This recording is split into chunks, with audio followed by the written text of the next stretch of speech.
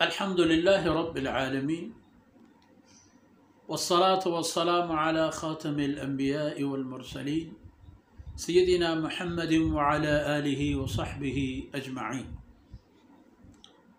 أعوذ بالله من الشيطان الرجيم. وفرش مرفوعة إنا أنشأناهن إنشاء فجعلناهن أبكارا عربا أترابا لأصحاب اليمين ثلة من الأولين وثلة من الآخرين. سبحانك لا علم لنا إلا ما علمتنا إنك أنت العليم الحكيم. رب اشرح لي صدري ويسر لي أمري واحلل عقدة من لساني يفقه قولي واجعل لي وزيرا من أهلي رب زدني علما وارزقني فهما. ثم أما بعد. گرامی قدر بھائیوں، بہنوں اور پیارے بچوں، وفرش مرفوعہ، فرش یعنی بہت سارے فرش بچھونے، اور فرش سے یہاں دو مقصود ہیں. مفسرین نے دو طرح کے اس میں نتائج لیے احادیث کی روشنی سے. ویسے احادیث کی روشنی سے ہی یہ باتیں نکالی جاتی ہیں، ورنہ از خود کوئی کچھ نہیں کہتا. ایک تو بچھونا، فرش، قالین اور اسی طرح کے قیمتی اور نفیس قسم کے گدے وغیرہ، اور فرش دراصل ان پاک باز اور نیک شعار اور خدا پرست بیویوں کو بھی کہتے ہیں. اسے بھی قرآن کریم میں ان کو لباس بھی کہا جاتا ہے، ایک دوسرے کے لیے. ہن لباس لکم وانتم لباس لہن. فرش مرفوعہ، ایسے بچھونے، ایسی زوجات اور اہل خانہ مرفوعا، بلندی پر رہنے والی یا بلندی پر بچھائے ہوئے. دونوں باتیں، دونوں چیزیں. اور مرفوعا یعنی بلند و بالا. اب بلند و بالا کمیت میں بھی اور کیفیت میں بھی، اپنی شان اور معیار کے مطابق بھی، اور اپنے حسن اور جلوے کے اعتبار میں بھی. عالی شان قسم کی جنت ہے. جنت کی ہر چیز جنت سے ہی ہوتی ہے. فرش مرفوعہ.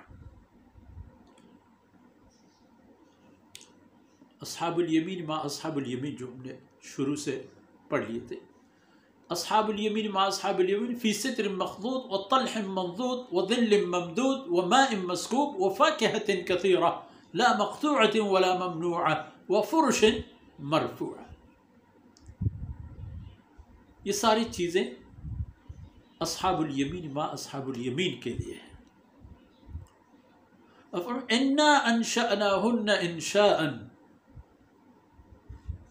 اللہ فرماتے ہیں میں نے ان کی تخلیق فرما دی ہے، اور تخلیق بھی ایسی کہ ان جیسی چیزیں پہلے نہیں ہوا کرتی تھی. اللہ کی ایجاد ہے. جس طرح خود انسان اللہ رب العزت کی ایجاد ہے، تو اس انسان اور جن کے لیے بنائی گئی جنت اور اس کی نعمتیں بھی اللہ کی تخلیق ہیں اور ہیں تیار. یعنی کہ پھر قیامت ہوگی اور پھر جنت بنیں گی وغیرہ وغیرہ، وہ تو اللہ کے لیے کسی بھی کام مشکل نہیں ہے. لیکن اللہ رب العزت نے ان کو سجا کے، بنا کے، تیار کر کے رکھا ہے تاکہ آپ کی رغبت اس طرف ہو جائے، جنت کی طرف ہو جائے. اللہ کی بندگی چونکہ بنیاد اور سرمایہ ہے جنت جانے کی، تو اس لیے آپ کو بھی رخ اللہ کی بندگی کی طرف موڑنا چاہیے. انا انشأناہن انشاء.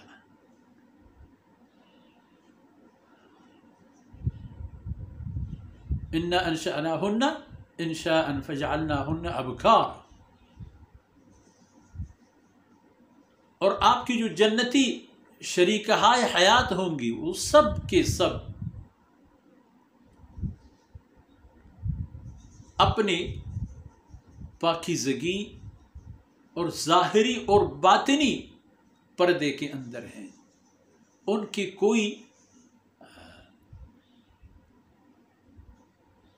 جسم کا کوئی حصہ لم یطمثہن انس قبلہم ولا جان، اور وہ باکرہ ہوں گی، یعنی ایسی وہ حسین اور باحیا خاتون کی طرح جس کی ابھی تک شادی نہ ہو. تو اس کی جسمانی اللہ پاک نے خد و خال کس طرح بنایا ہے، کیا اس کی حالت ہے؟ اسی حالت میں. فجعلناہن ابکارا، سب کے سب.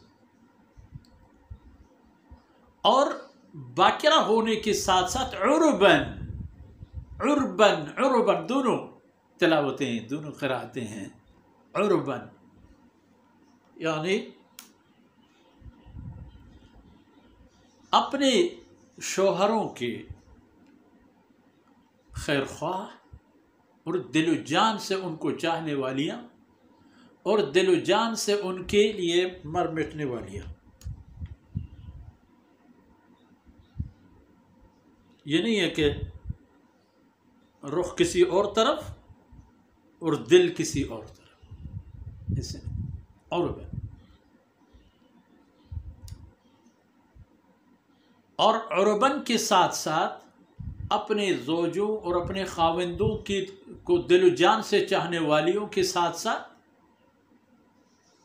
اطرابن، بالکل عین جوانی میں ہم عمر، جوانی کی اس عمر اور ایج میں کہ جس میں بالکل تر و تازہ، بس اتنے کہ اس کو اس کی زوج کی سپرد کی جائے. یہی حالت ہوگی ان بیویوں کی، اور یہی حالت ہوگا ان کے شوہروں کا.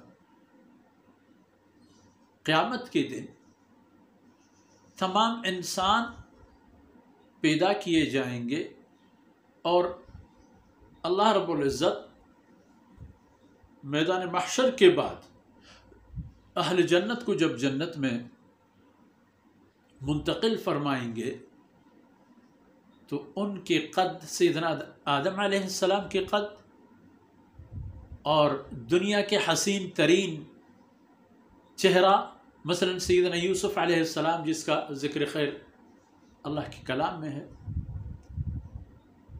اور ہر چیز میں اللہ رب العزت ان کو کامل و اکمل پیدا فرمائیں گے، اور ان کا قد، وجاہت، حیثیت، طاقت، شرف اور عزت، اخلاق اور تمیز سب کے سب بلند ترین معیار کے ہوں. اور وہ بھی اپنی زوجات اور بیویوں تک اپنے آپ کو محدود رکھنے والے ہوں گے. ان کو فرصت ہی نہیں ملے گی، ان کا رخ کسی اور طرف جا ہی نہیں سکے گا. اتنی ساری نعمتوں میں وہاں انسان مصروف ہوگا کہ وہ اپنی دنیا میں ہی بھرپور ہوگا. اور اگر کبھی کبھار خیال آیا دوست کا، احباب کا، بچوں کا جو دنیا میں، وہ بھی حاضر ہو جائیں گے، ان کے پاس جا بھی سکے گا، آنا جانا بھی ہوگا، تعلقات بھی ہوں گے.